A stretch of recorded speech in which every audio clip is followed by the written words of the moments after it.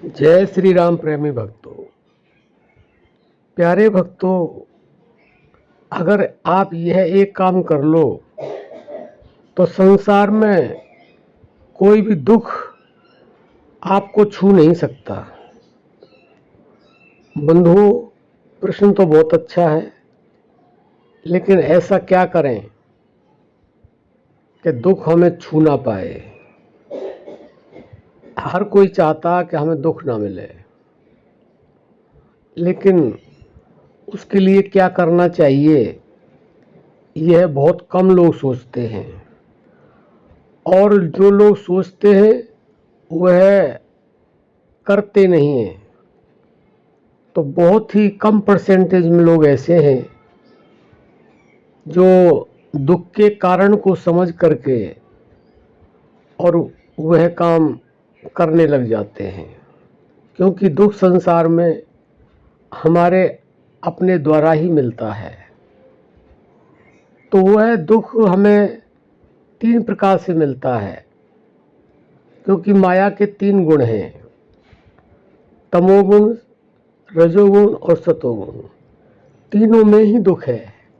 वैसे तो बहुत से लोग कहते हैं कि सतोगुण में तो दुख है ही नहीं, उसमें भी दुख है। जो सुख है वह भी दुख है, क्योंकि जो हम सुख लेने का या देने का प्रयास करते हैं और जब वह समाप्त होता है तो फिर दुख आ जाता है।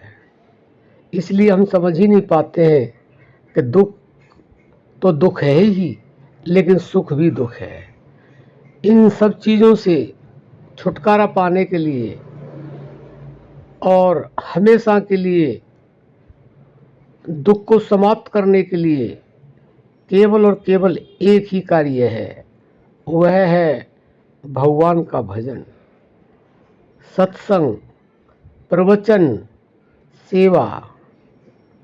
ये सब कार्य आप करेंगे तो धीरे धीरे आपकी वृत्ति बदलने लगेगी, और इन कामों से जब वृत्ति बदलने लगेगी तो आपका भगवान के भजन में मन प्रगाढ़ होने लगेगा, मन लगने लगेगा।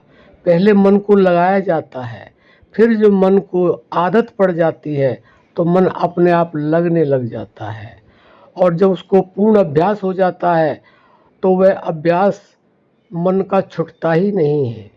और यह जो भगवान का भजन है, यह तो इसके लिए वह साधन है जिसके लिए तरसता रहता है।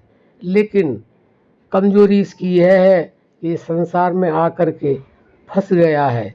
इसने अपने आप को डुबो लिया है, अपने आप को दुखों में फंसा लिया है, क्योंकि यह जो जीव है यह परमात्मा का ही अंश है। जैसे परमात्मा है ऐसे ही है, आत्मा सो परमात्मा। तो बंधुओं, अगर इस मन को आपने लगातार और भगवान के भजन में लगा दिया, सुमरन में लगा दिया, तो आपको वास्तव में दुख छू नहीं सकता है। नज़दीक आने की और दुख को ठहरने की तो बात आप छोड़ ही दीजिए, क्योंकि जहाँ पर प्रकाश होता है वहाँ अंधकार ठहरता ही नहीं है।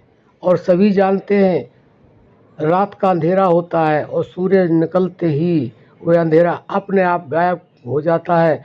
उसे कहना नहीं पड़ता है कि अंधकार तुम यहाँ से जाओ, यह आपकी जगह नहीं है। तो इसीलिए जब हम निरंतर पूर्ण अभ्यास के साथ भगवान से जुड़ जाते हैं, भगवान का चिंतन करते हैं, भगवान का सुमरन करते हैं, तो दुख हमारे जीवन में आ ही नहीं सकता। कमजोरी हमारी यहीं पर है कि हम निरंतर भगवान के भजन से जुड़ते ही नहीं हैं, और कहते रहते हैं कि हाँ हम भजन कर रहे हैं या भजन करेंगे। बंधु, ऐसी बात बनती नहीं। इसीलिए तो आप दुखों के दलदल में फंसे हुए हैं। इस दलदल से अगर निकलना है तो आपको निरंतर भगवान का भजन करना ही होगा। आशा करते हैं आप समझ गए होंगे दुख का क्या कारण है और दुख कैसे दूर होगा।